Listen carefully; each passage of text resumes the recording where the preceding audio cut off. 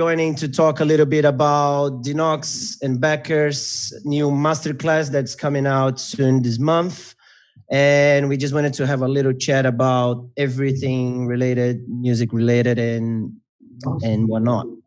So I'll jump straight into it, and I'll start. What's going to happen is I'm going to go from artist to artist, ask a few questions to each of you, ask a little bit about the masterclass, and then we can just improvise and talk, interrupt each other, and just kind of add whatever you have in mind. All right, so I'll jump straight into it to start with Christian and Beckers. Christian Dnox is live from Brazil, Beckers live from Berlin, Anthony Papa from Melbourne, and Leon Seeker as well, and me and Houghton from Sydney. And so for those who live under a rock, we have here Dnox and Beckers, who need no introduction if you are from the music industry. They are well-renowned DJs and producers with over 25 years combined of experience in the electronic music. And I just wanted to start with Chris and ask you a little bit about how you started in the music industry. I know you guys had backgrounds, family of musicians, and started very early. So just tell a bit how you started in the electronic music universe.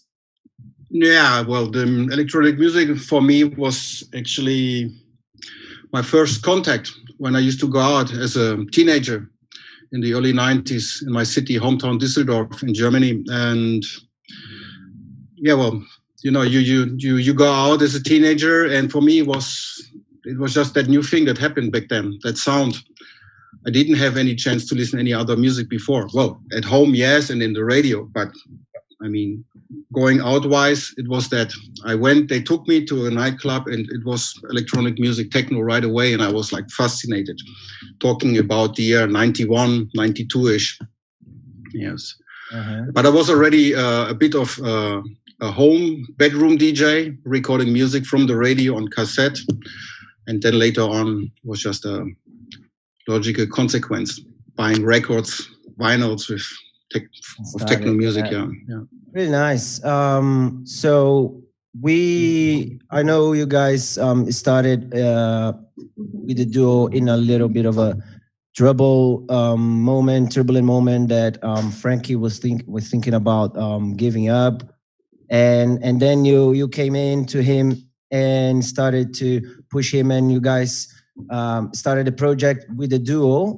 So just tell us a little bit how you guys met and how this whole thing started, and from the early days. Yeah. Maybe I'll ask Frankie now. So yeah, so yeah, I mean, it was, at least I was not like really giving up, because for me it was clear that music will always be the main part of my life, whatever music it's gonna be. But at that moment, it was like like a kind of an empty period in my head where creatively I didn't know where to go. But in the same time, we had quite a big group of people who are really involved and passionate about electronic music. That's where I know Chris from. He was from that group, but after maybe a few years, it became clear that maybe he's the only one that takes it also as serious as me. So that's what's the main reason also, like, okay, man, let's give it a chance, because for us, it's not just like a funny hobby. I think we took it really serious already back in the day. So, and that's why we started doing it together, and with no real intentions. But in the end, yeah, here we are today, still doing it. Nice. Yeah, that's really important when you defer from a hobby to really a professional and something you put your mind into it, which changed completely the mindset. Nice. And just how do you guys approach to this in terms of sound and style? Like, tell a bit about your progress and your journey from the early days until today. Well, I think many things came together, right? First of all, my taste, my personal taste. Also then a bit of what I got during my age of being teenager, and also what Frankie had brought into it. Plus the parties we used to go to at those times were mostly like doof parties, like festivals like Rainbow Serpent. We had such thing in Germany too, still have, not right now, not, but, and so we had a bit of this psychedelic thing going on, plus my club thing as a DJ playing club music. And then Frankie's, all these influences from being musician in bands. So there was like three main components that we put together without knowing. We just crossed them together and made this kind of sound, which is a bit undefined. But let's say it's this progressive house thing. Yeah, it's like psychedelic house, sort of groovy, hypnotic.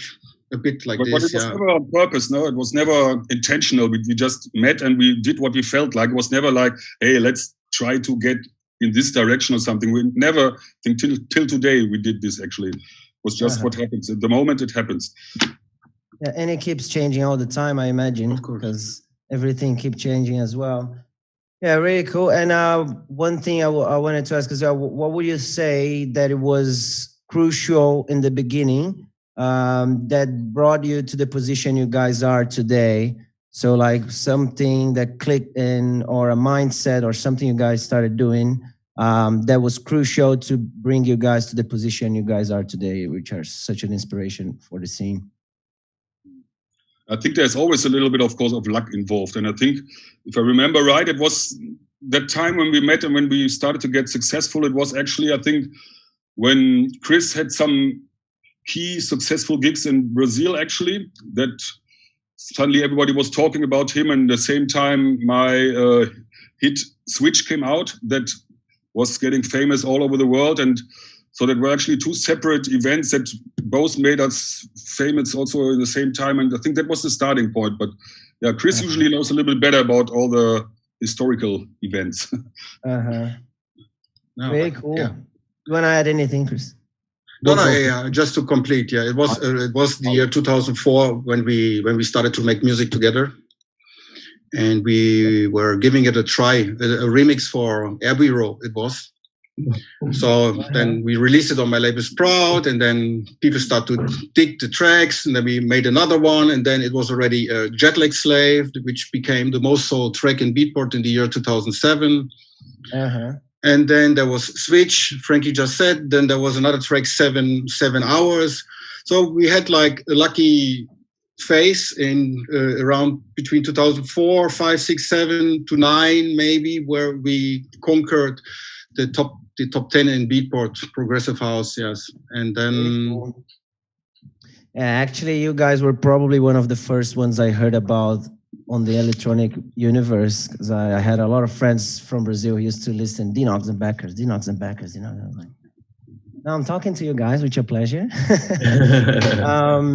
Yeah, so one other thing in this journey subject, I wanted to ask, after all these years, you guys experienced a lot of things, released a lot of different music. So what would you say that makes your music and your performances unique and different from other artists, or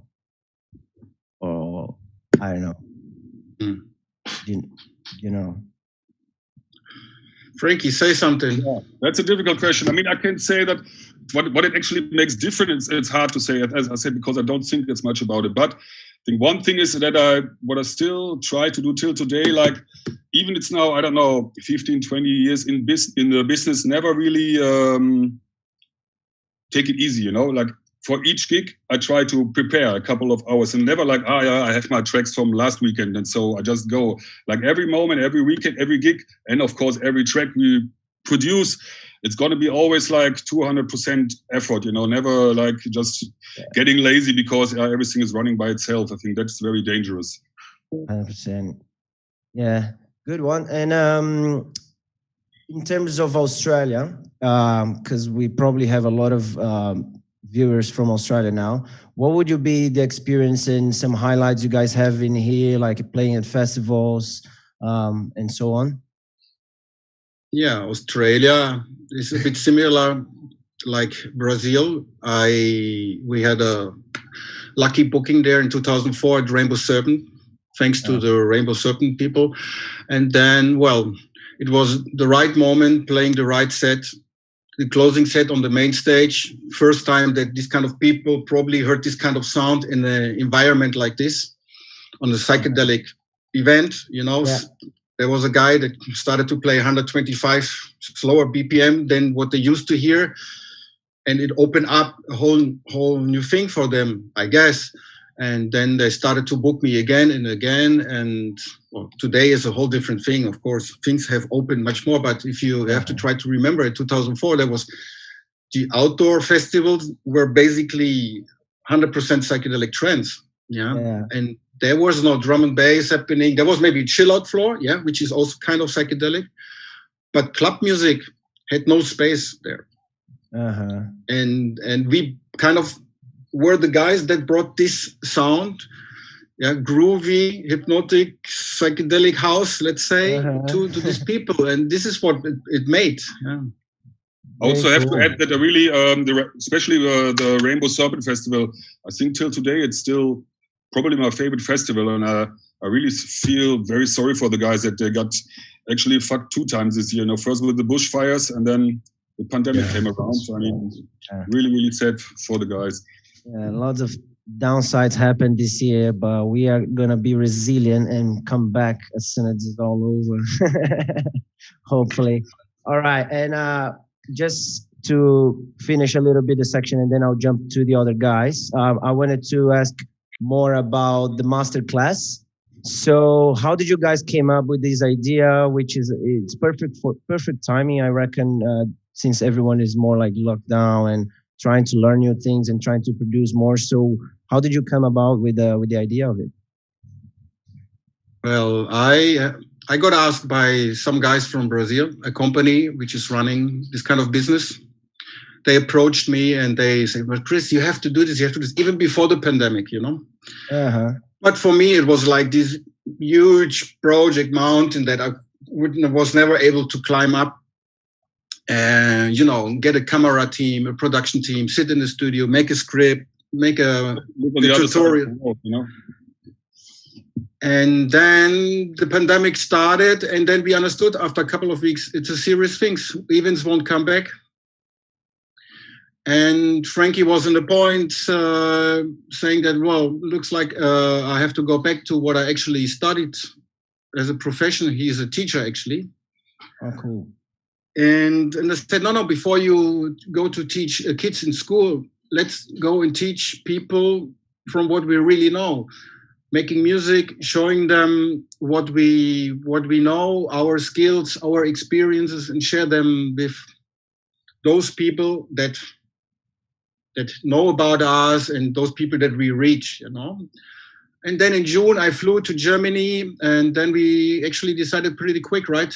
Within a couple of days, we got a production team to the studio. We set up the lighting, the whole thing, the sound, and I think it took us around 7 days to record the whole thing, and maybe another 2 months to edit, to translate, to color grade and all this, and to finalize the product. Yeah. But in the end, it's really like that we wanted to also give not only the knowledge of producing a track in the most simple way, so that also people like me, who is actually I see myself as a DJ, understands how to make a track, but also from those 15 years that we have together to give like all this knowledge, you know, believe in yourself, even it's not always easy, and make sure where you get your inspirations from, this whole thing. Cool. And just jumping a bit more, diving into the masterclass, what would you say the students can expect from the course? What can they, in terms of like structure, how they're going to learn from basic to pro, what can they expect? Yeah, I mean, we try to find the right balance, of course, that it's well for totally beginners that really can start from scratch with an easy setup, just a laptop and headphones, how to produce a track really from the beginning, kick, drums, and then the melody, the harp, the effects, all the steps that you need for that. But also on the other hand, it's we try to give a lot of more advanced tips, and also, as Chris said, sharing our experiences, like more like thinking processes, how to using the right terms if you think on talk and analyze music. And yeah, I think there's a lot of in-depth stuff that even like very experienced producers will maybe not know. And on the other hand, it's also for really beginners that maybe don't have any knowledge at all, and they can really start from scratch. So I hope, yeah, that we made this happen. That's cool. Yeah, I'm really keen to see as well, because I have a few friends that are already very interested, and I'm gonna obviously sneak peek. Yeah, so you guys want to just say how can they purchase, and which links and where can they find? Is it on social media, or how can they reach out to the course? Yes, we have, of course, our social medias are full of advertisements and informations, videos, also the links.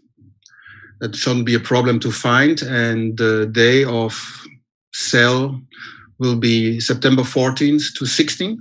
There's like a window for sale. September 14th will come with a special price then, and then the other days will be a little higher before we take it off. And then, you know, it's like modern days. And how did you react to it to stay relevant? But for me, my story is very similar to Christian, to Dnox. It's the DJ background from the late 80s, early 90s, buying records, listening to records, going to a club, and then wanting to be the DJ, playing records. And then basically I moved to the UK in 1995 because it was to follow my passion and dream as a DJ. I started producing in 96. My second track that I made was a #1 record in Germany, actually, which it was actually my second track that was released, but it took many tracks that I made that I didn't like, didn't release, make another one, change it. So yes, it was my second release, but not really my second track. And for me, it was always using Logic. And then Ableton, I started on Ableton in 2006 more as a DJ to do my mix albums. And then as Ableton progressed and became with the updates, the newer versions, it became a great platform to also produce. And now, you know, using Ableton for DJ mixes, for mix albums, edits, and also for producing tracks like in the video, which I have to say, I watched it yesterday. It's amazing. I love the way you guys go step by step. The instructions are very clear for a beginner or for someone who's been doing this for a long time. For me, the best thing I thought about what you guys cover in the video is it's a long video, but it's 6 hours is a short time to put all your experience and knowledge to show people what you have learned, which has taken years and years and years of trying things, releasing things, learning, you know, making mistakes, making it better. And to just show people this is what works for us, this is what you can do, this is how you should do it, this is how we do it, and putting people on the right path. I mean, there's no right or wrong way when it comes to being creative, to being an artist. The track can sound however it's going to sound, but to cut out all the elimination of the years that you took to learn this process and explain it simply in the short little clips, step by step, fantastic. Very nice. good. Yeah. Really good. Yeah, that's good insight. Good. Yeah. Awesome. Because people usually don't know what to expect, and I'm pretty sure, as you said, it's hard to condense all these years of knowledge into just a few hours. But yeah, apparently it's really nice. Are you guys maybe thinking of doing another classes later, or depending on how it goes? Yeah, I mean, there were some considerations, I think, because when you start doing something like that, and you start in the beginning to write down all the content that you want to cover, you start realizing, man, there's actually so much more like in-depth stuff. Like we were thinking about maybe like in terms of like things that are only about like harmony stuff, like theory, really, like music theory. You can get as deep as you want into this and can make a whole masterclass only of this. So there are a lot of options, but yeah, it's still nothing set up. But yeah, it's surely a possibility that we're gonna keep on doing this maybe.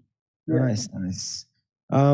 Yeah, all right. Just passing the ball now to Houghton, which is my partner on 42 Degrees as well. I have releases on Knee Deep, Stereo, and Brazilian as well, like me. And for you, because you've been teaching music production and mentoring a few guys already for a while, so I just wanted to ask you, what do you think is the most valuable aspect that someone can absorb from these classes, from this 101 and online classes or whatever?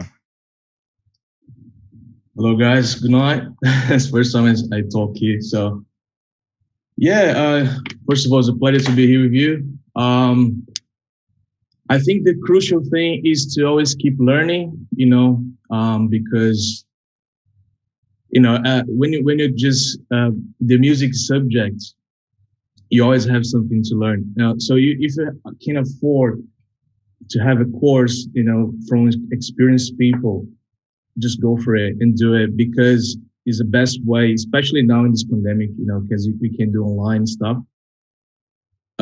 You can learn a lot from different perspectives, people with more experience than you know. So I think it's really, really important if you have time and can afford to do some course, you know, for your own good, you know, so you can progress.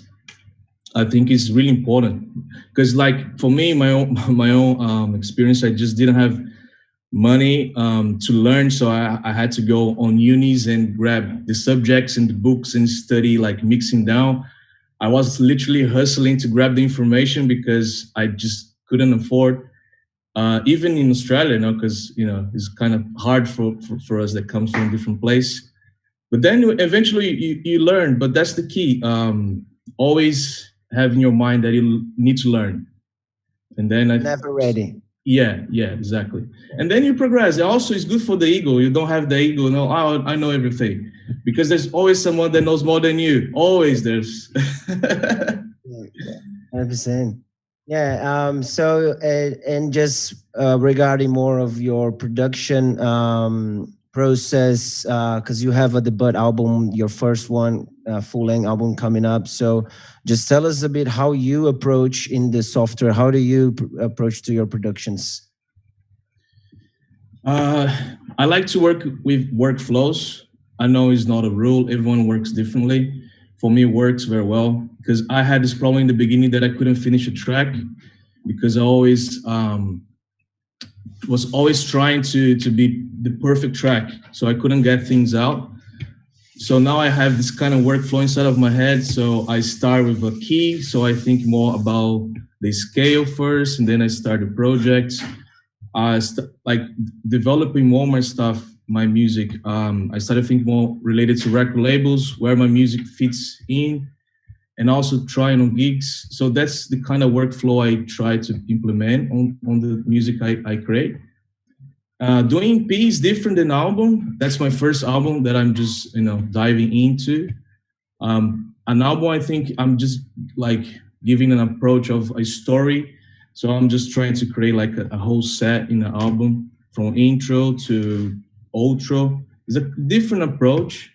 In terms of EP, just more like inspiration and just like do 1-2 tracks, one more banging, another one more like closing. It's a bit different. In the technical way, I think more in a way that I have to create first, and then I think in a mix down, and then mastering.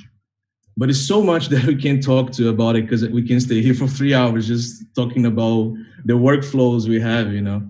But I think the most important thing is just to think about the key first. I think not many people talk about it. I like to think more in the key, like C minor, F minor, whatever key it is, and just focus on that first.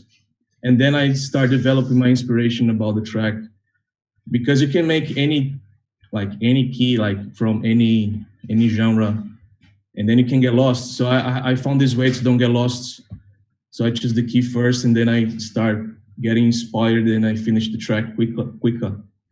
Yeah, which is a good tip as well. If someone is stuck to how it begins, how to start, maybe that's a good tip to just like start with the key and that might launch everything else. Yeah. All right. We are also here with Liam Seeker from Melbourne. Was born and bred. Also have releases on 1.62, The Soundgarden, Revolt, and Recovery Collective, and more.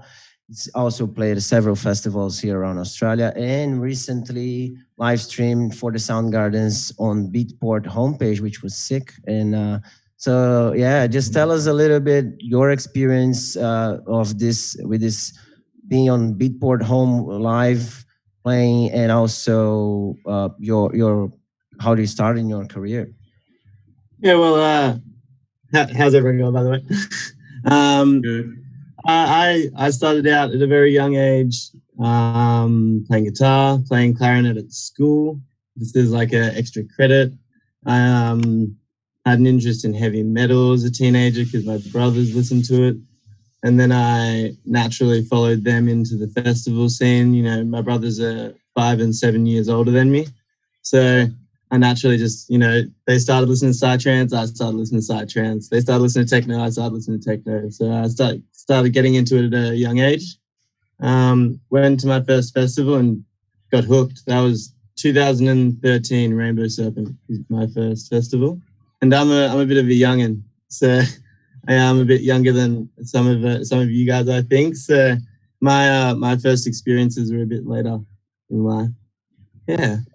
I'm also kind of young in the scene because I only have like 5 years working with this. But, Yeah.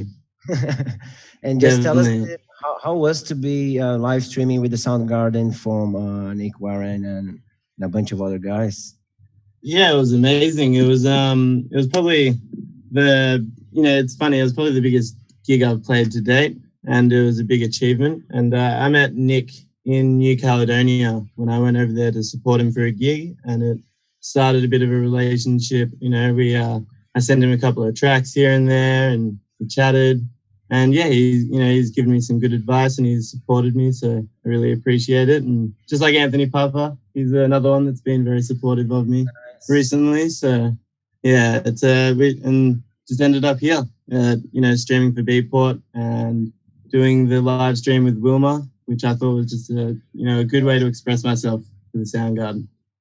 Cool, well done, man. And just tell us also just a bit about your experience with producing and what was your biggest struggles in the music production?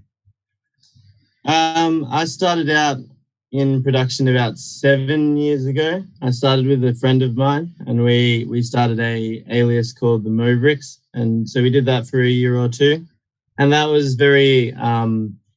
We tried to synthesize every single sound from scratch without having learned Ableton or, my friend knew quite a bit about Ableton and showed me a little bit as we started and we experimented. And as I started to do my solo stuff and study, I suppose my biggest hurdle was I didn't have anyone online that I really liked in the music sector that I could learn tips and tricks for the music that I wanted to learn. I had to learn music from, sort of more generic YouTube tutorials. And I had to start out learning stuff from an angle that, sort of made me work a lot harder to try and push myself into the sound that I am now. So I think the masterclass from D-Nox and Beckers is a really good idea because I wish I had that when I was starting out. That would have been like, just a nice, straight V line to exactly what I want to make and how I want to do it. Cool. Nice, man. And so I reckon I jump a bit quick right into the question. So I'm just going to ask if you guys, if there's anything you guys want to mention. Dnox and Beckers mentioned something about the masterclass. If there's something that I'm missing or just any insights anyone wanna put up? Well, I can say that even me, that I was part of this masterclass, I have got so many new informations and tips and tricks by paying more attention this time to the whole process than I used to do before. You know, before I used to go to the studio, we talked about music, maybe we had an idea and we went for it, tried to recreate or to write something. But Frankie is so fast on the computer that sometimes you miss out many things, right? All these little tricks, LFO here, chorus there, and I couldn't save them all. Of course, it's just too much. And what I got myself from this recording this masterclass, it's like I got myself so much more further than I was before. Now I can sit here in my studio alone and can make a track that finally sounds proper. I can go home and say, man, I did this myself. Of course, it's not there yet because we always look for perfection and getting better and better, as Houghton said before. But the difference, the jump I made from before the masterclass and now to after the masterclass was extremely big.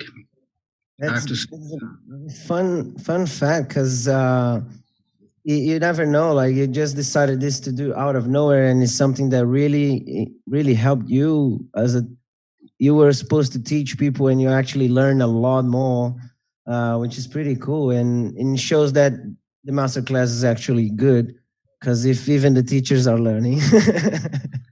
Yeah, well, what you can do always is in this masterclass, you jump back, you can see the chapter again if you didn't understand. In the case I said before, when you work with someone in the studio, sometimes things happen too fast, too quick, and you miss important things, you know. And now it's also different when you have to explain a technique to someone. Maybe like even if you already know it, you know in your head, but when you have to teach to someone else, you got to pay more attention to explain properly. So then actually you fix like 100% in your mind how it works as well. Yeah, absolutely. The instructions in the video are very clear, they're very simple, from people that are experienced and have the complicated knowledge, but to simplify it for someone to learn. Like exactly what Christian was saying, I was finding out things that I knew could happen, that I would say to my studio partner, let's do this, it happened. But now I could see the process slowly, pause the video, look, what did he do? Look at the computer, rewind. And you could follow it step by step, as slow as you need to understand it or to make it happen, was for me a good way to take it in and to learn. And like you, Dnox, I felt like I learned more after just watching the video one time.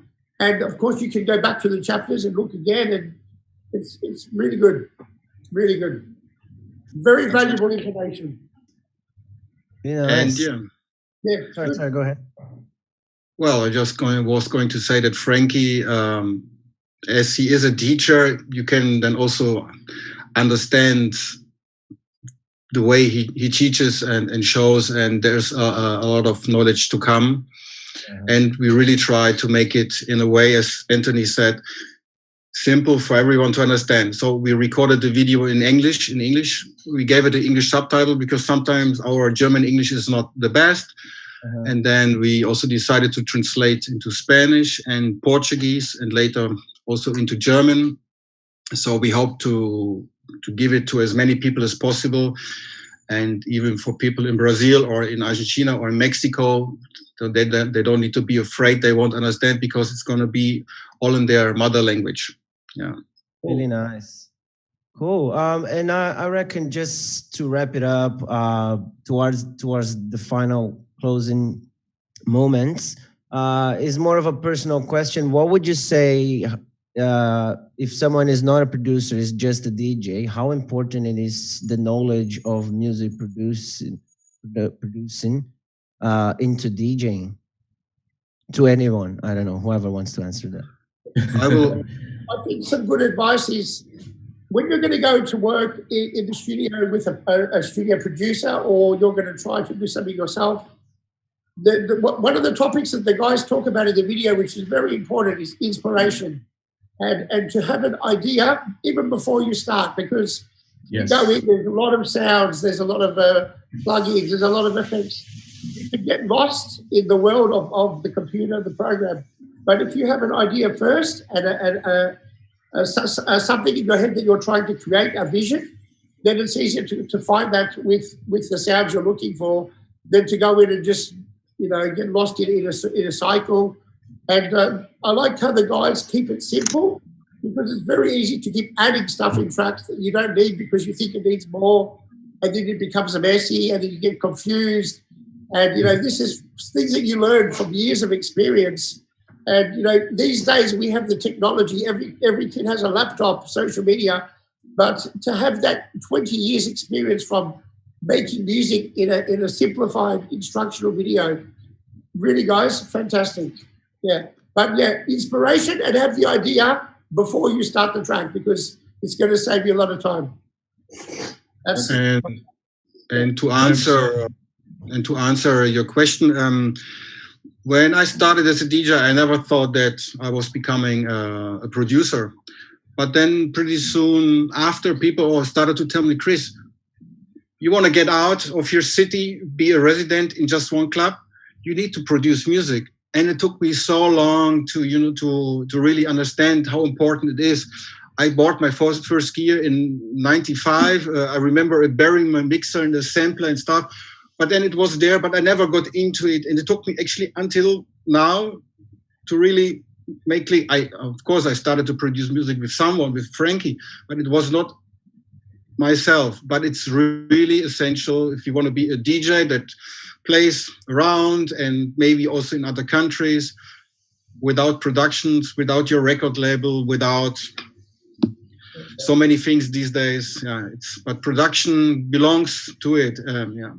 You can be a producer only. If you decide this, you don't need to be a DJ. But if you want to be a DJ playing outside your city, make sure you have productions so other people listen to your music and see it as like a business card. 100% agree with this. Yeah.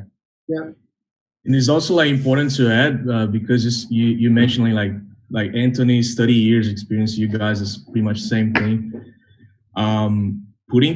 Making records and playing the records on clubs and festivals makes the whole difference as well. Instead of just being a producer, you're actually putting the music into the action, like in the club or in the festival, and then you're testing out your own records and you see if it works or not. And that's so important as well, because sometimes you make something that you think is good, but in reality, it's not that good. Like also a few tracks you play like you don't think is good, and then it bangs, and then on the festival or on the club, and then you think, fuck, just didn't expect that to be so good, and it always happens, this mixture of being DJ and producer. But yeah, being the most actually, that's what I'm missing now a lot, because I have a lot of new music, and then this playing for people actually every weekend, it's part of the process actually, and that's I'm really missing now, because you can just guess how it's going to be on the dance floor, Yeah. It's a shitty pandemic out there. Yeah, and we saved also some bucks on the final mastering, because I just do my own mastering to play, and test it out, and then I just send to the mastering. But now it's just like mastering all the way. You can't test it out, But hopefully we get over this soon. The feedback, the feedback information from the club. Yeah. Yeah. Playing it out, you get the information, you take it, mix it down, play it out, take it back. Well, yeah, I miss that. Input into production to know how is this track going to work on the dance floor? Is the kick strong enough? Is that section too long? The breakdown, you see people like, was the breakdown too long? It should have come in a bit sooner. These are the things a DJ can test with the track in a club. Just make little fine-tuning touches that before the track becomes the finished track, I think it's important to have that DJ club relationship where you can test things on a big system. If it's a dance record, Yeah, 100%. If I could say one more thing, possibly. I thought it might be good to mention when I started out, learning and getting into Ableton, I always had an idea of like someone else that I wanted to be, or like I was very focused on some sound that I wanted to be. And I believe To some extent, you know, if you do what comes naturally to you, if you add the sounds that come naturally to you and you play the sounds that work for you, then you'll end up with the result that you want at the end of the day. And playing that out is just finding other people that like what you want. So, you know, being yourself, I think, was important, because the moment I started not trying to make anyone else's sound and I started making my own sound was the moment just like, you know, like people started recognizing what I did. It was authentic. It was me, and people love hearing what you want to create. So. Yeah, 100%, mate. Because as soon as you start trying to fake it till you make it, things are not gonna last. Like you have to be true, because otherwise it's not gonna be a long-lasting career, you know, in journey. Yeah, definitely. It's also a chapter in the video that the guys talk about inspiration, about getting an idea from somewhere, but taking the idea and doing something with it, not just copying it, because you don't want to make the same thing again. You want to use the inspiration to get you to somewhere else. So you hear something, oh, that sounds good. You use that idea and make it your own, and that's what makes you different. Your artist. You don't want to just copy stuff. You use it to get you somewhere else. It's an important chapter about inspiration, and it's without the inspiration, it doesn't start. You know. Yeah. Yeah. 100%. I can say this myself as a video editor, because video editing, is always, you have to also like look for inspirations and images and design, all kind of thing. All right, guys. I reckon we are wrapping up. We already spoke for 45 minutes. We covered most of it. I'm looking very forward to your guys' masterclass. It was very nice to talk to all of you. Much appreciated for everyone who's been joining us live. Thank you to all of you guys who spoke a little bit of your minds. And I hope you guys have a good day or morning or afternoon, if you're in Berlin or Sao Paulo or Melbourne, or evening. Or Sydney. Look forward to get back to the club with all of you guys, and stay safe, and thank you for everything. Okay, thank you. Thank you all. Bye. You guys. Bye. Cheers. Bye. Have a good one.